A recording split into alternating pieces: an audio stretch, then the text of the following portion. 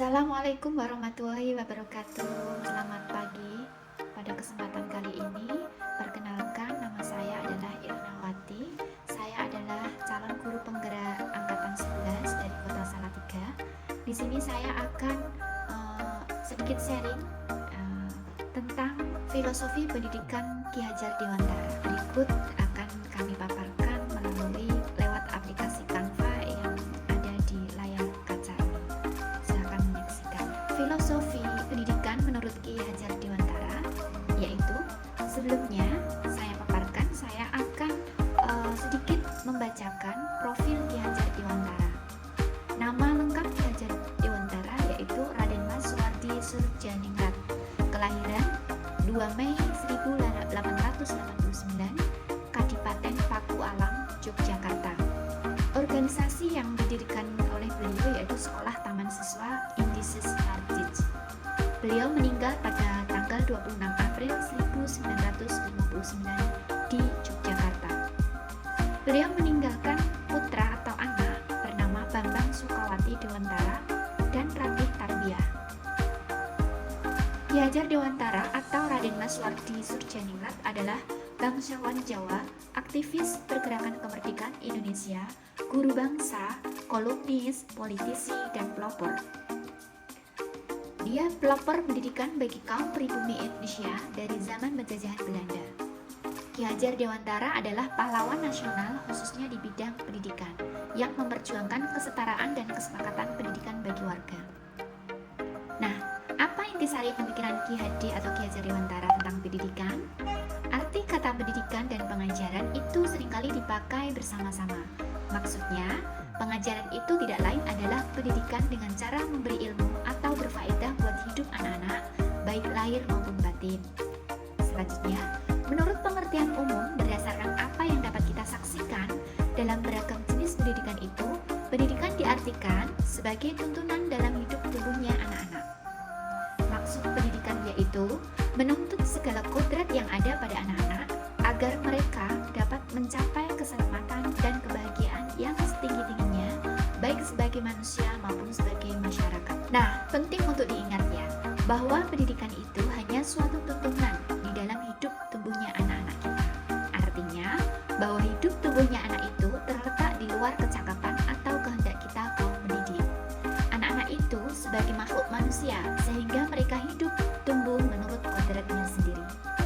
Nah, teman-teman, perlukah tuntunan pendidikan itu? Meskipun pendidikan itu hanya tuntunan saja di dalam hidup tumbuhnya anak-anak, tetapi perlu juga pendidikan itu berhubungan dengan kodrat keadaan dan keadaannya setiap anak. Andai kata anak tidak baik dasarnya, tentu anak tersebut perlu mendapatkan tuntunan agar semakin baik budi pekertinya. Nah, sedangkan pendidikan dengan istilah dasar jiwa yaitu keadaan jiwa yang asli menurut kodratnya sendiri dan belum dipengaruhi oleh keadaan di luar diri. Dengan kata lain, keadaan jiwa yang dibawa oleh anak-anak ketika lahir di dunia. Mengenai dasar jiwa yang dimiliki anak-anak itu, terdapat 3 aliran yang berhubungan dengan soal daya pendidikan. Pertama, yaitu anak yang lahir di dunia itu diumpamakan seperti selai kertas yang belum ditulis, sehingga kaum pendidik boleh mengisi kertas yang kosong itu menurut kehendaknya. Artinya, si pendidik berkuasa sepenuhnya untuk membentuk watak atau budi pekerti yang diinginkan. Yang kedua, kodrat alam dan kodrat zaman. Ki Hajar Dewantara menjelaskan bahwa dasar pendidikan anak berhubungan dengan kodrat alam dan kodrat zaman. Kodrat alam berkaitan dengan sifat dan bentuk lingkungan di mana anak-anak berada, sedangkan kodrat zaman berkaitan dengan isi dan irama. Ketiga yaitu budi pekerti. Menurut Ki Hajar Dewantara, budi pekerti atau watak atau karakter merupakan perpaduan antara gerak pikiran, perasaan, dan kehendak atau kemauan sehingga menimbulkan tenaga. Budi pekerti juga dapat diartikan sebagai perpaduan antara cipta kognitif, karsa afektif sehingga menciptakan karya atau psikomotor. Nah, interpretasi pemikiran Ki Hajar Dewantara, kumpulan tulisan Ki Hajar Dewantara mengenai pendidikan telah disajikan secara lengkap dalam buku terbitan Majelis Luhur Persatuan Taman Siswa. Buku yang diterbitkan pada tahun 1961 tersebut bertajuk Karya Ki Hajar Dewantara bagian pertama pendidikan.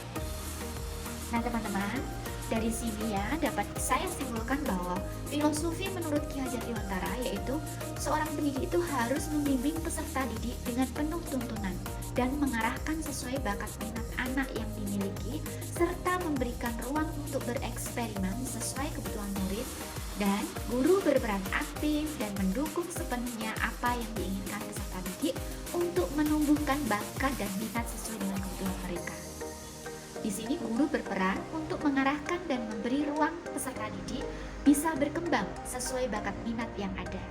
Nah, anak-anak itu ibaratkan planet ya. Planet itu kan bermacam-macam, ada yang lambat, ada yang cepat sesuai orbitnya. Nah, anak-anak di sini itu hampir sama seperti itu ya. Jadi kita saat pembelajaran di kelas kita tidak bisa untuk menyeragamkan murid. Akan tetapi guru dapat memfasilitasi keragaman murid yang mana murid satu dengan yang lain itu memiliki tingkat pemikiran yang berbeda-beda. Sehingga kita dapat menciptakan pembelajaran yang asik, menyenangkan, dan dapat memerdekakan peserta didik sesuai kodrat dan perkembangan pada era dan zamannya. Sehingga anak-anak bisa mengembangkan semua yang ada dalam dirinya, potensi yang ada dalam dirinya. Nah, kiranya seperti itulah filosofi Ki Hajar Dewantara tentang pendidikan. Terima kasih atas partisipasinya. Silahkan subscribe atau komen bila serasa sharing ini bermanfaat. Mudah-mudahan bermanfaat buat saya sendiri, buat perkembangan saya untuk aksi-aksi berikutnya. Dan terima kasih bila ada kekurangan dan kesalahan, mohon masukannya. Akhir kalam, billahi taufik wal hidayah. Wassalamualaikum warahmatullahi wabarakatuh.